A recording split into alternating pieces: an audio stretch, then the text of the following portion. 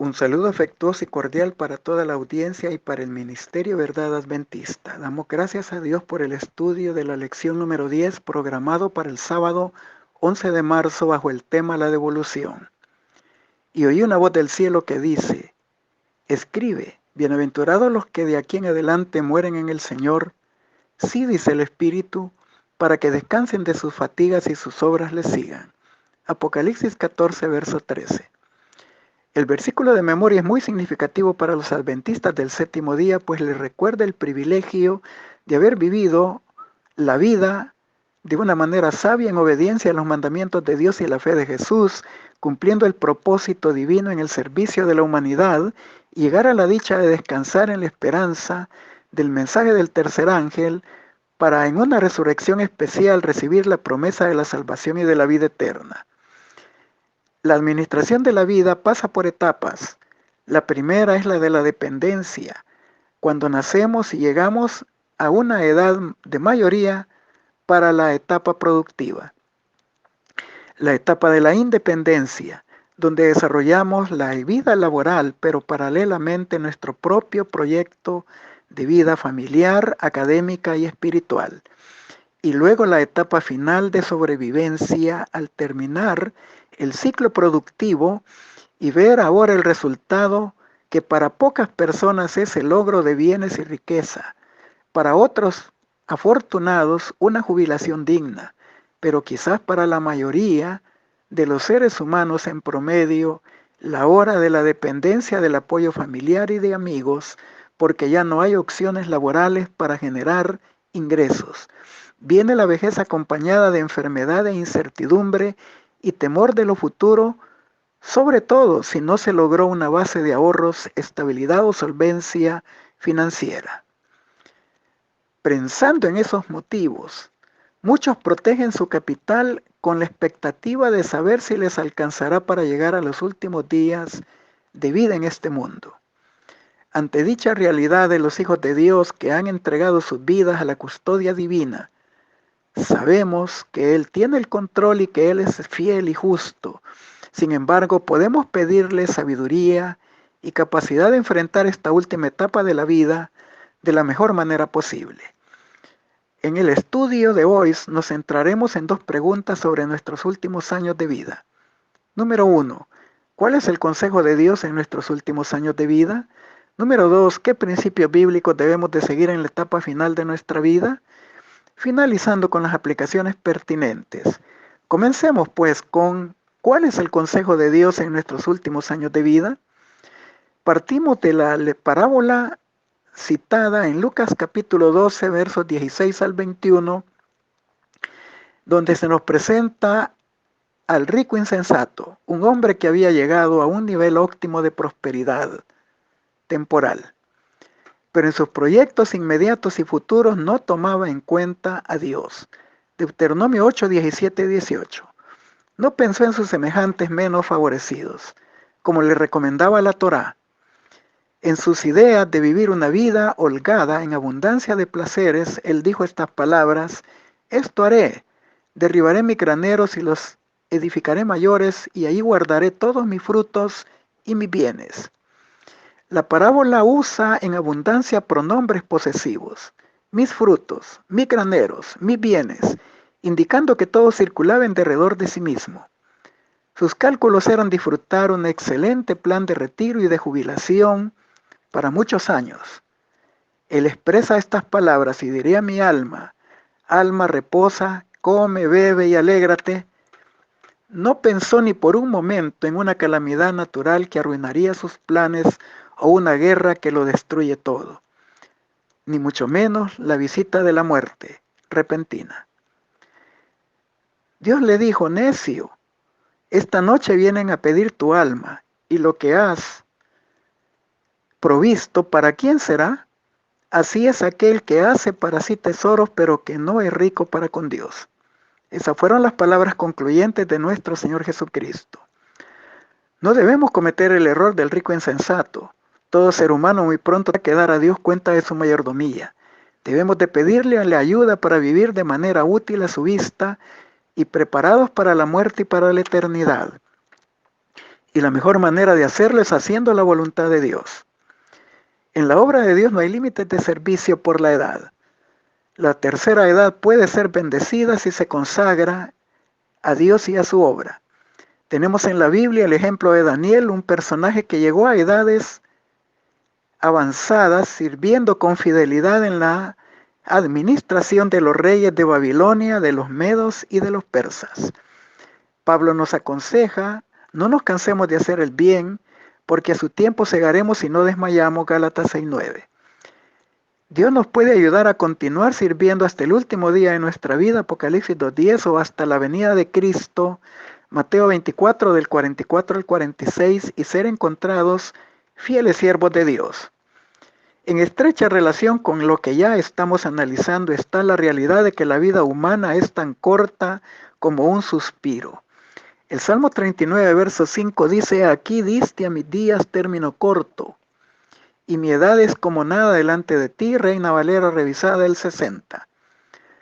No tenemos garantía propia de postergar la existencia. El día de mañana le pertenece a Dios, si es su voluntad, Santiago 4:14. Solo Dios puede tener potestad sobre el espíritu del hombre para retenerlo, de lo contrario viene la muerte.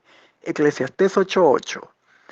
Por lo tanto, nada de los bienes materiales y riqueza y posesiones se irán con nosotros a la tumba. Salmo 49:17 dice: porque cuando muera no llevará nada, ni descenderá tras él su gloria.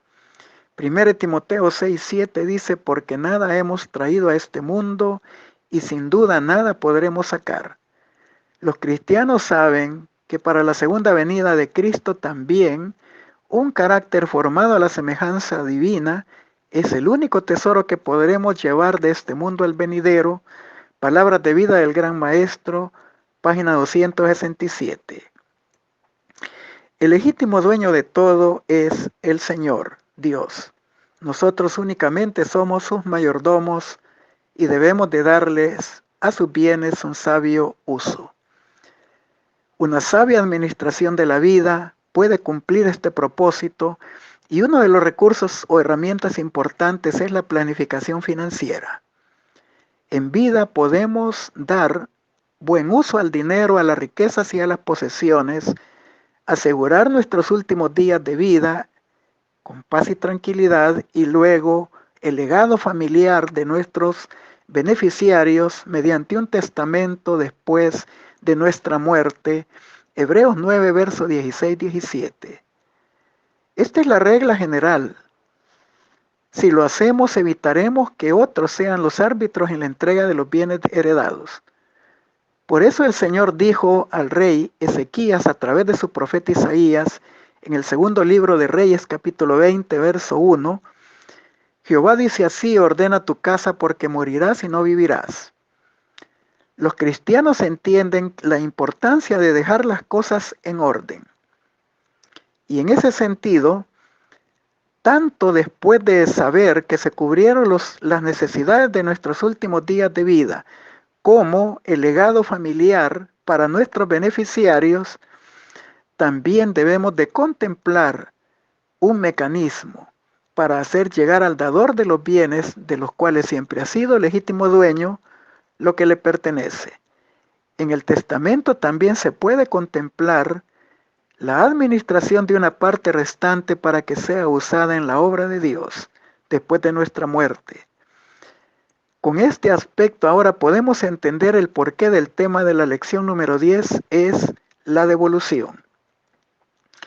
Y a este paso tan importante, el desarrollo de este tema lo considera el acto supremo de la mayordomía cristiana y se le denomina el legado espiritual. Otro consejo complementario y sabio a la vez es el de Proverbios 27, verso 23-24. Conoce bien la condición de tus rebaños y presta atención a tu ganado, porque las riquezas no son eternas, ni perdurará la corona por todas las generaciones.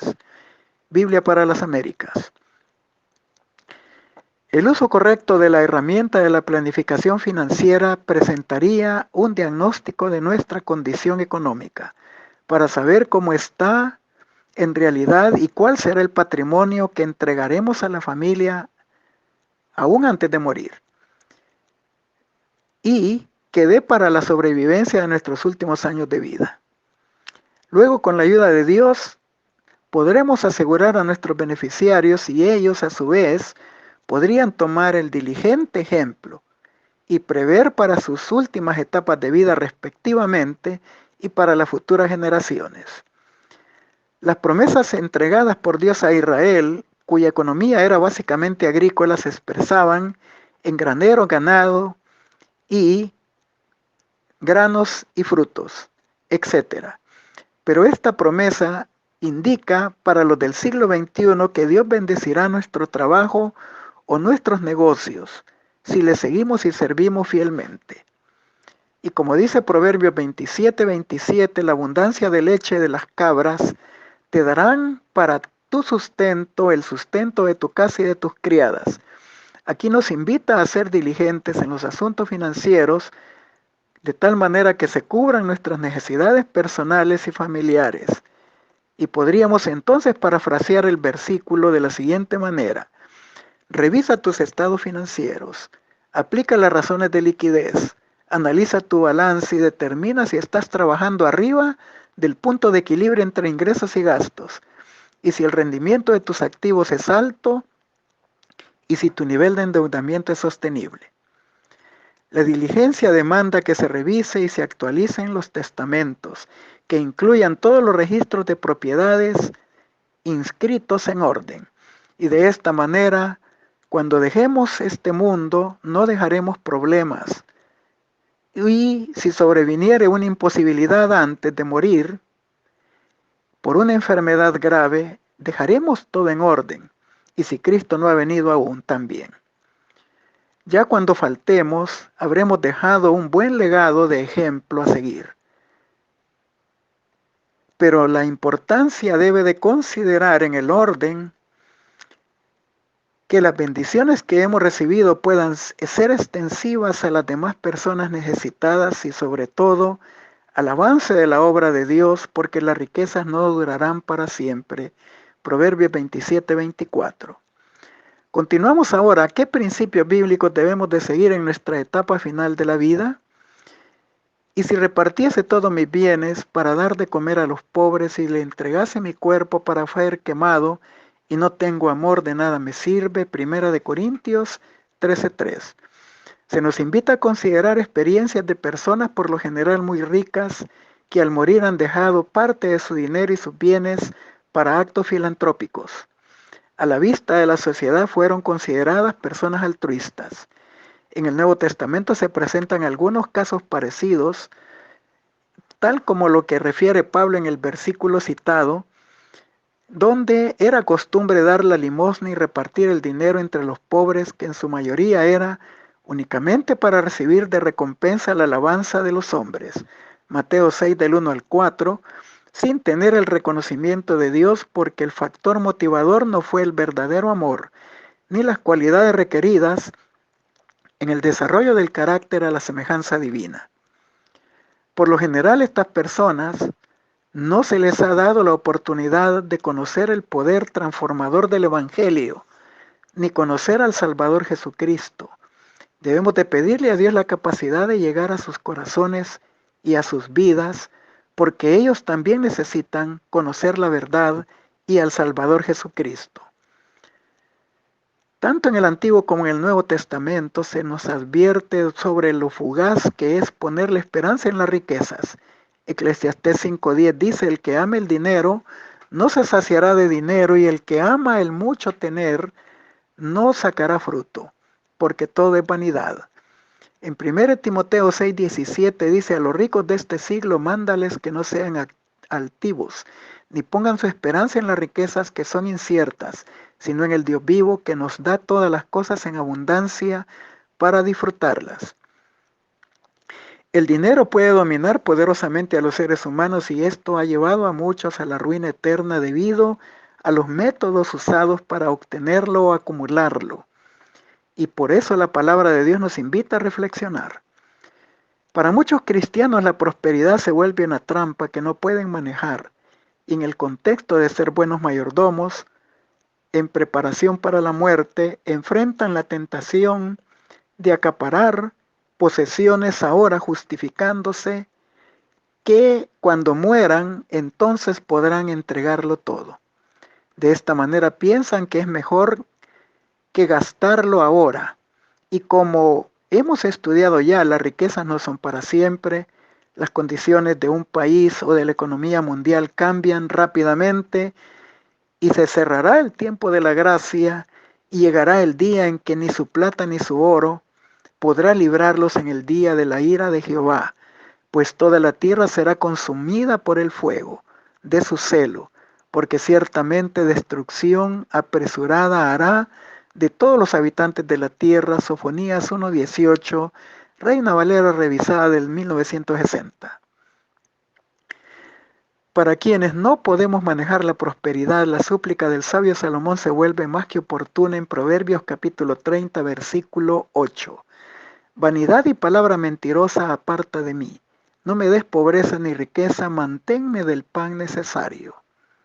Y Pablo nos dice también, no mirando las cosas que se ven, sino las que no se ven, porque las cosas que se ven son temporales, pero las que no se ven son eternas. Segunda de Corintios 4:18. Una pregunta importantísima es, ¿cómo el dinero, la riqueza y las posesiones se pueden convertir en una bendición? O en su defecto, ¿cómo se podrán convertir en una maldición? El dinero no es necesariamente una maldición, es algo de alto valor porque si se emplea correctamente, puede hacer bien en la salvación de las almas y en beneficio de quienes son más pobres que nosotros.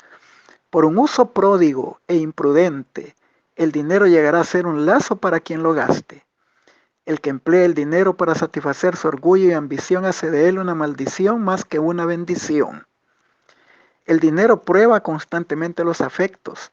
Todo aquel que lo adquiera en mayor cantidad que la realmente necesaria debe solicitar sabiduría y gracia para conocer su propio corazón y guardar a éste con diligencia. No sea que tenga necesidades imaginarias y llegue a ser un mayordomo infiel, que use con prodigalidad el capital que le confió el Señor. El Hogar Cristiano, página 337. Sin embargo, esto no tiene por qué ser así. Mediante el poder divino podemos vencer el intento del enemigo de tomar lo que debía de ser una bendición en posesiones materiales y convertirlas en una maldición. Dios es el dueño de nuestra vida y lo que nos ha permitido adquirir en dinero y bienes, y somos nada más sus mayordomos. Es lógico que cuando hayamos cumplido la misión asignada con lo que Dios nos ha dado y hayamos cuidado de nuestra familia, le devolvamos el resto.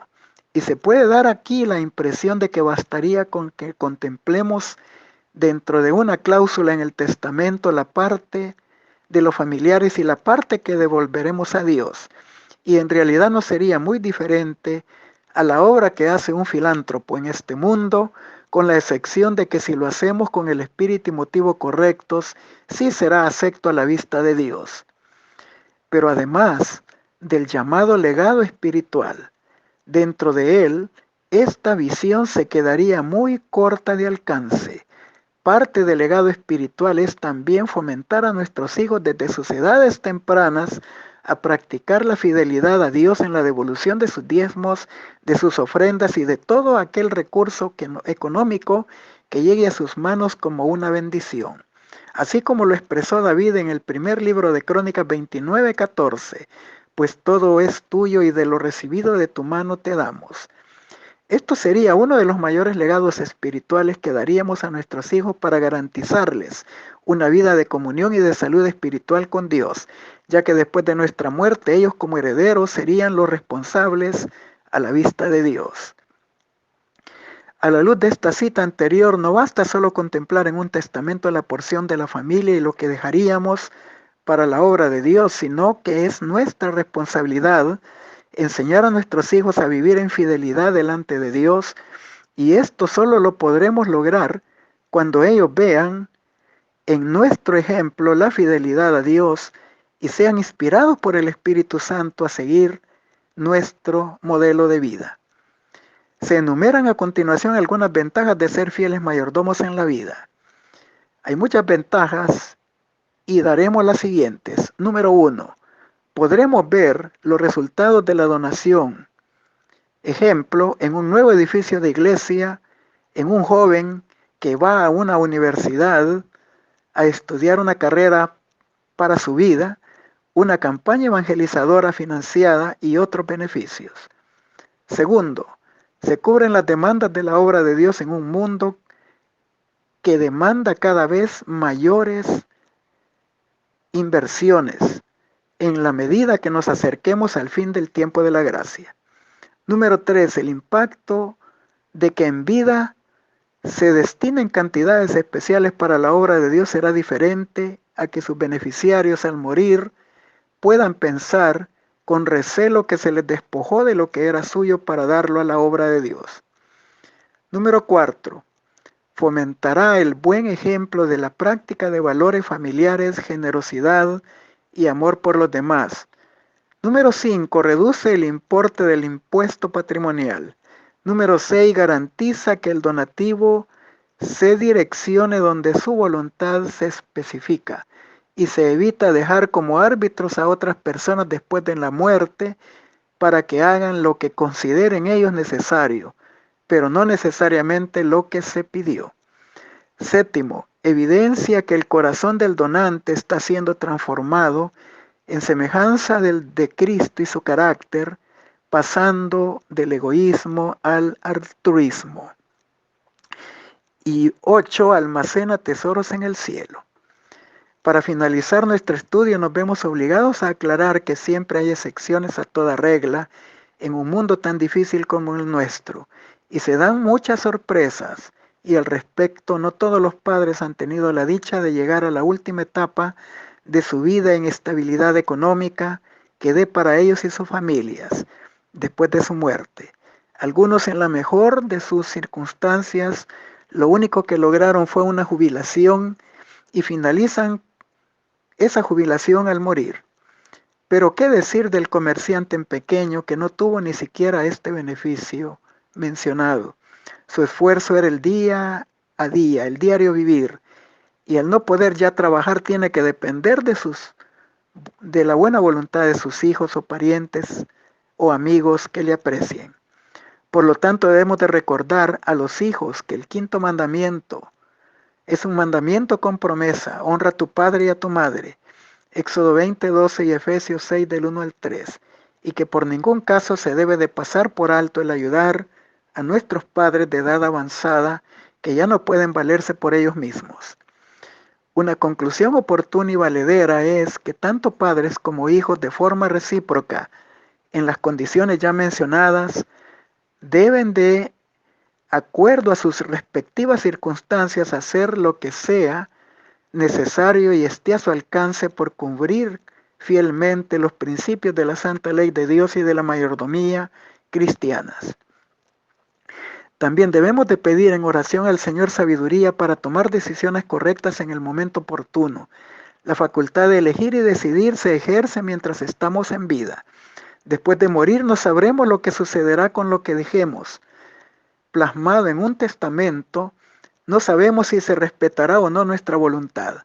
Por lo tanto, es mejor apreciar en vida el uso de los recursos que Dios nos ha provisto y que destinemos para el uso de su obra.